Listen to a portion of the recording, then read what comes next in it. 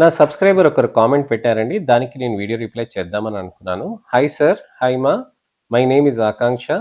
నా కళ్ళ చుట్టూ బాగా నల్లగా ఉంటుంది సార్. ఏమి చేస్తే పోతుంది సార్? చూసే వాళ్ళందరూ ఏంటి కళ్ళ చుట్టూ అంత నల్లగా ఉంది అని అడుగుతున్నారు సార్.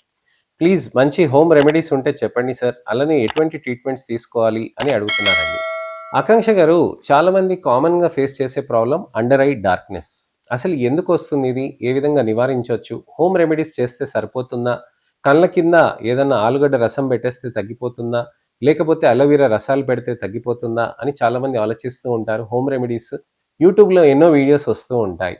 ఇన్ఫ్లుయెన్సర్స్ చెప్పిన విధంగా ఆ విధంగా ట్రై చేస్తే బాగుంటుందేమో అని చాలామంది ఆలోచిస్తూ ఉంటారు. కానీ యాక్చువల్గా అసలుకి మనం కారణాలు అనేది చూసుకొని దానికి తగ్గట్టుగా మనం ట్రీట్మెంట్ అనేది ఎంచుకోవాల్సిన అవసరం ఉంటుంది.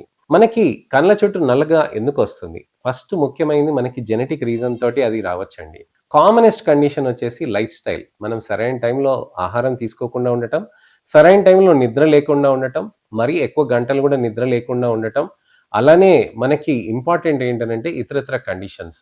థిన్ స్కిన్ అంటే చర్మం చాలా పల్చగా ఉండి వ్రింకిల్గా ఉండటం, అలానే షాడో ఎఫెక్ట్. ఒకవేళ హాలో సెట్ ఐస్ లోపలికి ఉండి మనకి షాడో ఎఫెక్ట్గా పడటం, అలానే మనకి ముఖ్యమైనది థిన్ స్కిన్ అని అంటే మనకి వ్రింకిల్స్ వస్తాయి కదండి, ముడతలు వచ్చేసినందుకు దానితోటి కూడా నలుపుగా ఎక్కువగా కనిపిస్తూ ఉంటుంది. అలానే మనకి ఇంపార్టెంట్ థింగ్ ఏంటంటే క్రానిక్ రబ్బింగ్. చాలా మంది రుద్దుకుంటూ ఉంటారు చేతులతోటి, ఏళ్లతోటి. అక్కడ రుద్దుకున్నప్పుడు అక్కడ ఎక్కువ నల్లగా అవుతూ ఉంటుంది. అలానే మెడికల్ కండిషన్స్ కూడా ఉంటాయి. అనీమియా ఉంటుందండి, థైరాయిడ్ ఉంటుందండి, అలానే మాక్యులర్ అమెలోయిడోసిస్ అనే కండిషన్స్ ఉంటాయి.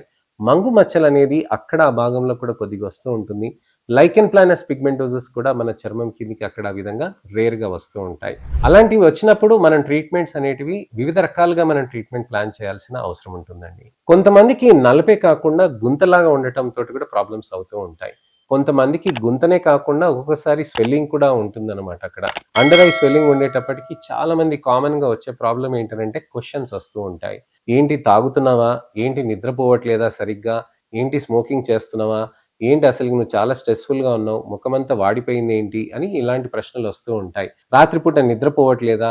ఏడుస్తూ కూర్చున్నావా? ఏంటి ఏడ్చిపోయినట్టుగా దిగబడిపోయిన కళ్ళు అని చాలా మంది కామన్ గా డిస్కషన్ చేస్తూ ఉంటారనమాట, పెళ్లిల్లో కానీ ఫంక్షన్స్ లో కానీ. ఇలాంటి ప్రాబ్లమ్స్ రాకుండా ఉండటానికి ఫస్ట్ మనం డయాగ్నోస్ చేయాల్సిన అవసరం ఉంటుందండి. అసలు ఏ కండిషన్ తోటి వచ్చింది చర్మంలో నలుపు అనేది మనం నిర్ణయించుకోవాల్సిన అవసరం ఉంటుంది. ఈ విధంగా మనం చర్మాన్ని చూసి అనలైజ్ చేసుకున్నాక ఆ తర్వాత మనము హోమ్ కేర్ రెమెడీస్ కానీ వీటి గురించి కానీ మనం డిస్కస్ చేయవచ్చండి. హోమ్ కేర్ రెమెడీస్ లో మనకి ముఖ్యంగా కీరా స్లైసెస్, సన్నటివి చల్లటివి కీరా స్లైసెస్ అనేటివి మనం కంటి మీద పెట్టుకొని ఒక 10-15 మినిట్స్ వరకు పెట్టవచ్చండి. చాలా మంది ఆలుగడ్డ రసాలు అనేటివి యూజ్ చేస్తూ ఉంటారు. ఆలుగడ్డవి రసాలు తీసేసుకొని చర్మం పైన పెట్టేస్తూ ఉంటారు. అలోవెరా ఆకువి కూడా రసం తీసుకొని పెట్టేస్తూ ఉంటారు. కొన్ని అలోవెరా దాంట్లో కూడా కొద్ది విధాలుగా కొన్ని అప్లై కూడా చేస్తూ ఉంటారు. మసాలా లాగా తయారు చేసి దాన్ని కూడా కంటి కింద అప్లై చేసేస్తూ ఉంటారు. ఇవన్నీ వికటిస్తాయండి. కేవలం ఒకటి సేఫ్ ఏంటనంటే చర్మం పైన మనకి కీరా స్లైసెస్ అనేవి పెట్టుకునేటి సన్నగా తురిమేసి చల్లగా ఉన్నదానికి కంటి దగ్గర పెడితే కొద్దిగా ఐ దగ్గర ఉన్న మజిల్స్ అనేటివి కొద్దిగా రిలాక్స్ అయ్యి వాస్కులర్ సప్లై అనేది కొద్దిగా బెటర్ అయ్యి చర్మంలో కొద్దిగా ఫ్రెష్నెస్ అనేది వస్తుందన్నమాట. ఈ హోమ్ రెమెడీ తప్ప మిగతా ఏవి చేసినా కానీ చర్మంలో కష్టం అనేది వస్తూ ఉంటుంది. సో ఖచ్చితంగా ఈ కాజెస్ అనేటివి మనం చూసుకోవాల్సిన అవసరం ఉంటుందన్నమాట.